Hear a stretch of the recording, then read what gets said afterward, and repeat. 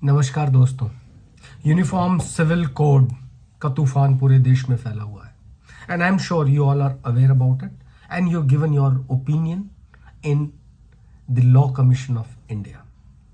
भारत का 22वां law commission इस बात पर विचार कर रहा है और आप सबको मालूम है, आपको यह भी विदित है कि 2018 के अंदर 21वें लॉ कमीशन ने इसके ऊपर पब्लिक से ज्यादा इंफॉर्मेशन और विचार इकट्ठे करने के लिए बात किया था और वही बात अब चला आ रहा है।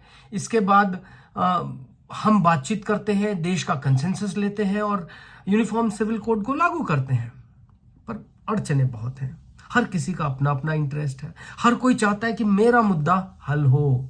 जाति विवाद, ट्राइब का विवाद, इलाके के विवाद को लेकर के किसी न किसी तरीके से लागू करने देना या ना लागू करने देने पर विवाद चल रहा है। हमें इसको बहुत ऑब्जेक्टिवली देखना चाहिए। हमें वो देखना चाहिए कि जो हमारे लिए अच्छा हो, हमारे बच्चों के लिए अच्छा हो, भारत के भविष्य के लिए अच्छा हो।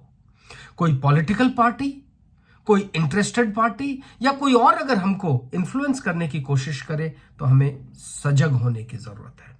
और सजग होने का सबसे अच्छा तरीका है कि हम स्वयं लॉ को देखें, हम स्वयं आर्टिकल 44 को पढ़ें, हम स्वयं डायरेक्टिव प्रिंसिपल्स को देखें, directive principle of state policy को देखें, वो क्या कहता है, उसके तहत आर्टिकल 44 क्या कहता है। मैं देख रहा था, it says article 44, the state shall endeavour to secure the citizens a uniform civil code throughout the territory of India. अब इसको लेके एंडेवर को लेकर के झगड़ा चल रहा है, बहस पे बहस किए जा रहे हैं, लेकिन मेन मुद्दा क्या रहता है? यूनिफॉर्म सिविल कोड देना है, सबको देना है। और इसके बेनिफिशियरी कौन होंगे? फायदा किसको मिलेगा? किसी पॉलिटिकल पार्टी को, किसी जाति को, किसी एक खास ट्राइब को? नहीं, फायदा हर हिंदुस्तानी को होगा, हर भारतीय नागरिक को होगा। और यह भी बताऊं, चूंकि ये पर्सनल लॉ से रिलेटेड है, ये मैरिज से रिलेटेड है, डाइवोर्स से रिलेटेड है, इनहेरिटेंस से रिलेटेड है, एडॉप्शन से रिलेटेड है, इसलिए हमारी बच्चियां, बेटियां, बहनें, महिलाएं सबसे ज्यादा लाभान्वित होंगी।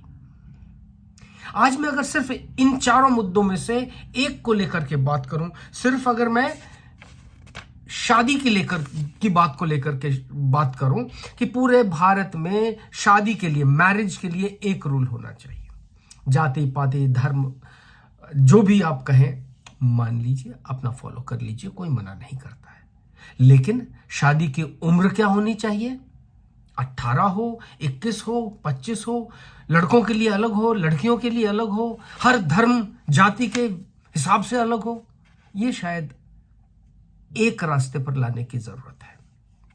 अगर मैं कंसेंट की बात करूं, हां की बात करूं, तो शादी के लिए लड़का और लड़की दोनों हां बोले, और जरूरी है कि पहले लड़की बोले, क्योंकि वो लड़की उस परिवार की बहू बन करके जाएगी, उस परिवार को आगे चलाएगी, वही उसका आधार होगी। तो उसका कंसेंट बहुत जरूरी है। जहां पैट्रियार्किक सोसाइटी है, मेल डोमिनेटेड सोसाइटी है कि आदमी ही सब कुछ करेगा, औरत सिर्फ बात मानेगी, नहीं, बराबरी का समय आ गया है। यह चाणक्य ने भी 2500 साल पहले बोला था और आज भी वही लागू होना चाहिए। जब जब इसका उल्लंघन हुआ है, महिलाओं ने तकलीफ पाई है, हमें उन्हें बराबरी का हिस्सा देना होगा। तो उनसे कंसेंट की बात करनी होगी। बहुत सारे जातियों में पॉलीगामी का प्रचलन है, एक व्यक्ति एक से ज्यादा पत्नी रख सकता है। तो इतिहास के अंदर देशों में, विदेशों में कहीं भी ऐसा प्रचलन नहीं है। किसी भी एक जाति के अंदर यह प्रचलन नहीं है। अगर है या शुरू किया है तो या तो भौगोलिक स्थिति की वजह से है, किसी सामाजिक स्थिति की वजह से है, और किसी भी हालत में यह उन महिलाओं के प्रति अत्याचार है। और अगर हम इस बात को समझते हैं, न हमारे भगवान राम ने बोला है, न अल्लाह ने बोला है, सभी एक स्त्री एक धर्म पत्नी घर परिवार चलाने के लिए कहते हैं, तो हम क्यों उसको तोड़ मरोड़ करें? और अगर हम एक से ज्यादा रखते हैं तो रूल परमिट नहीं करता है, घर में विवाद होगा। और बात रूल और उसकी भी नहीं है, मैं सिर्फ ये कहूं कि घर में कितना संघर्ष होगा, कितनी विपदाएं आएंगी।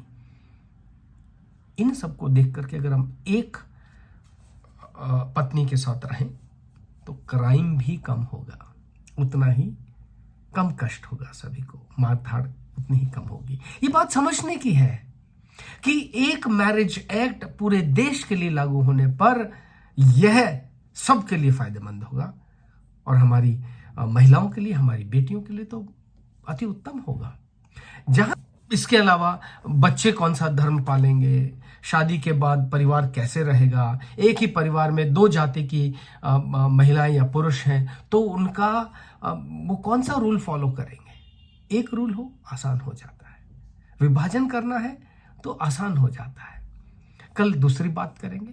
अगर इस शादी के एक मुद्दे को लेकर के अगर हम समझें कि देश में एक ही शादी की शर्तें होनी चाहिए, एक सेट ऑफ रूल्स होना चाहिए, वो हम सबके लिए फायदेमंद है। इस पर गौर कीजिएगा, औरों के साथ शेयर कीजिएगा। डेमोक्रेसी का सबसे बड़ा फायदा यह है, टेक्नोलॉजी का फायदा यह है कि आज हम निर्णय लेने से पहले ये आपस में बातचीत कर सकते हैं, एक दूसरे से शेयर कर सकते हैं। कल फिर डाइवोर्स, इनहेरिटेंस और उनकी बात करेंगे। नमस्कार।